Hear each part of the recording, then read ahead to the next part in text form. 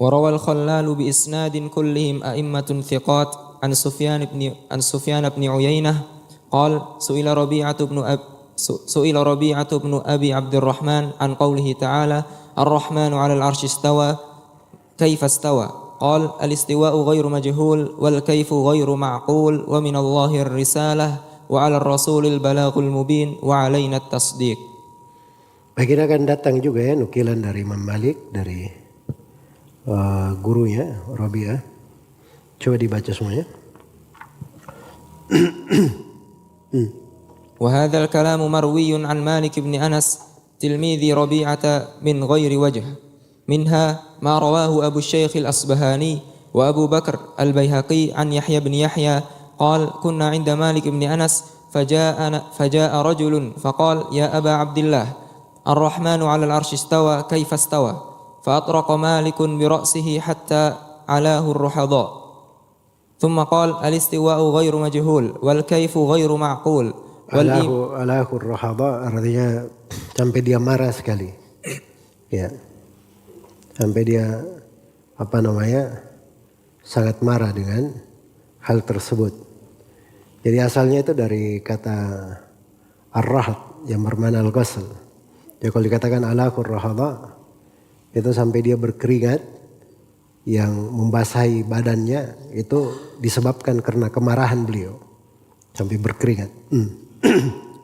الاستواء غير مجهول والكيف غير معقول والإيمان به واجب والسؤال عنه بدعة وما أراك إلا مبتدعا فأمر به أن يخرج. Baik, ini athar ya dari para imam, ucapannya semuanya sama. Dan di dalam athar ini banyak sekali dari fawaid yang dipetik darinya, karena bukan dari Sufyan bin Uyainah saja atau Imam Malik. Malah Imam Malik mengambil juga dari gurunya, ya, Rabi'ah bin Abdurrahman.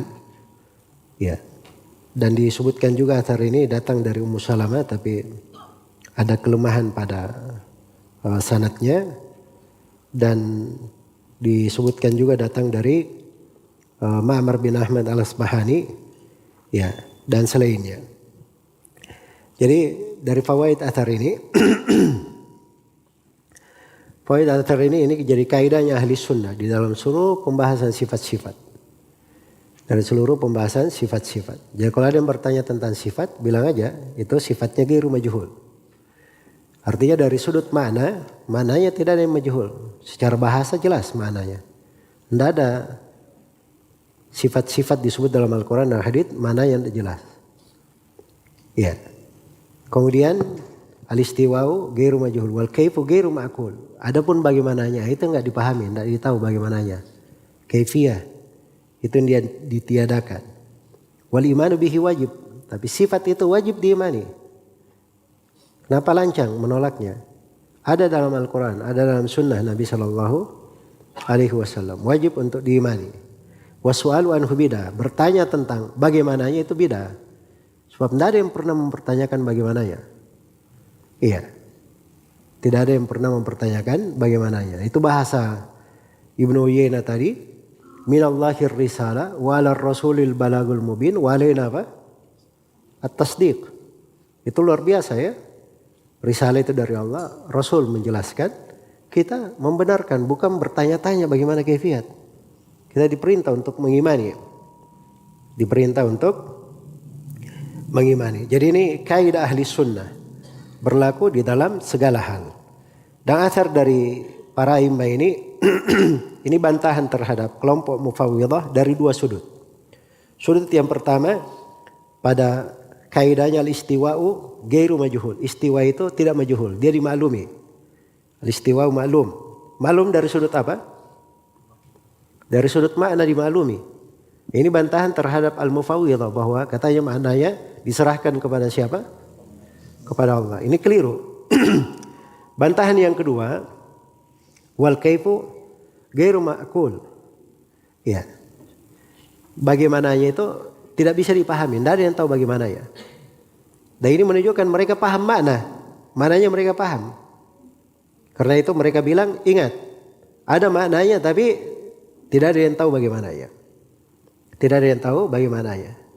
Baik, dan itu dua sudut ya bantahan terhadap kelompok al-mufawwidhah.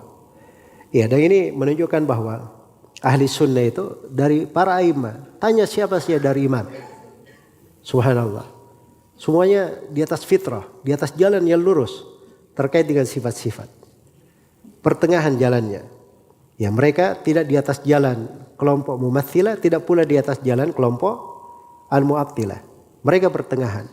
Mereka tetapkan nama-nama sifat-sifat Allah sebagaimana datangnya dalam Al-Quran dan As-Sunnah sesuai dengan keagungan dan kebesaran Allah, dengan meyakini bahwa sifat-sifat tersebut pasti tidak sama dengan sifat-sifat makhluk.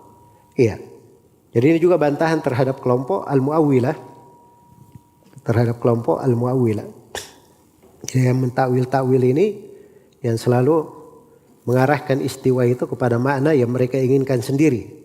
Iya, yang mereka inginkan sendiri. Baik. Kemudian di dalam athar ini juga terdapat bahwa ahli sunnah itu wasatiyah, mereka pertengahan. Dan inilah nas-nas para a'immah ya, menunjukkan mereka itu seimbang dan pertengahan di dalam segala hal, termasuk di bab yang besar ini. Di bab as-sifat, ahli sunnah pertengahan antara kelompok al-mu'attilah dan kelompok apa? Al-mumatsilah. Kelompok al-mumatsilah. Baik. Kemudian ini juga terdapat sebuah kaidah dimaklumi di pembahasan sifat, bahwa sifat-sifat itu dari satu sudut itu dimaklumi, dari sudut lain itu tidak diketahui. Sekali lagi, sifat-sifat dari satu sudut apa? Dimaklumi. Dari sudut lain apa? Tidak diketahui. Yang dimaklumi itu apa tadi? Mananya. Yang tidak diketahui itu apa? Kaifiatnya. Itu selalu begitu di sudut sifat. Jadi kalau ada yang berkata sifat dari para salaf ini tidak diketahui, maksudnya kaifiatnya. Kalau dia katakan dimaklumi, maksudnya apa? Mananya. Begitu cara memahaminya. Mudah sekali. Kemudian di dalam kaidah ini takkid ya untuk kaidah ahli sunnah juga yang mereka bahasakan wujubu qat'it tama' an idraki kaifiyati sifatillah. Wajib untuk memutus segala keinginan di dalam mengetahui bagaimana kaifiat sifat Allah. Jadi tidak boleh seorang ada keinginan ingin tahu kaifiat Allah. Dia berpikir apapun tentang Allah, pasti Allah itu tidak seperti yang dia pikirkan. Jelas ya? Karena Allah Subhanahu wa taala berfirman, "Laisa kamitslihi syai' wa huwa as-sami'ul basir." Ya, laisa kamitslihi syai' wa huwa as-sami'ul basir. Allah tidak serupa dengan suatu apapun. Dialah Allah yang Maha mendengar, lagi Maha melihat. Dinafikan dari at-tamtsil, laisa kamitslihi syai', ini bantahan kepada al-mumatsilah, wa huwa as-sami'ul basir, itu bantahan terhadap kelompok apa? Kelompok al-mu'attilah yang mentakwil atau mengingkari dari sifat-sifat. Baik, berikutnya. Ahsanallahu ilaikum. ثم قال المصنف رحمه الله فقول ربيعة ومالك الاستواء غير مجهول والكيف غير معقول موافق لقول الباقين أمروها كما جاءت بلا كيف فإنما نفوا علم الكيفية ولم ينفوا حقيقة الصفة. Ya, ucapan-ucapan para salaf itu kadang kalimatnya beda ya, tapi makna mereka sama. Maknanya sama. Karena sesuatu yang keluar dari sumber yang sama itu hasilnya juga sama. Tetap saja dia mata air yang jernih, bening, suci. Itulah keyakinan para salaf rahimahumullahu taala dalam segala sudut pembahasan. Nah, walau kana al-qaum qad amanu bil lafdhil mujarrad min ghairi fahmin li ma'nah ala ma yaliqu billah lama qalu al-istiwa'u ghairu majhul wal kayfu ghairu ma'qul ولما قالوا أمروها كما جاءت بلا كيف فإن الاستواء حينئذ لا يكون معلوما بل مجهولا بمنزلة حروف المعجم. Iya, jadi saya sudah terangkan tadi ya bahwa ini kalimat-kalimat ini al-istiwa ghairu majhul wal kayfu ghairu ma'qul, ini bantahan terhadap mufawwidhah. Sebab istiwa ada maknanya, itu satu, bantahan terhadap mereka. Ketika mereka bilang kaifiatnya tidak diketahui, karena ada makna, maka mereka mengingatkan jangan sampai tanya tentang apa? Kaifiat. Itu dua sudut. Kemudian di athar yang sebelumnya amirruha bila kaifin, kata bila kaifin itu bantahannya terhadap siapa? Al-mufawwidhah.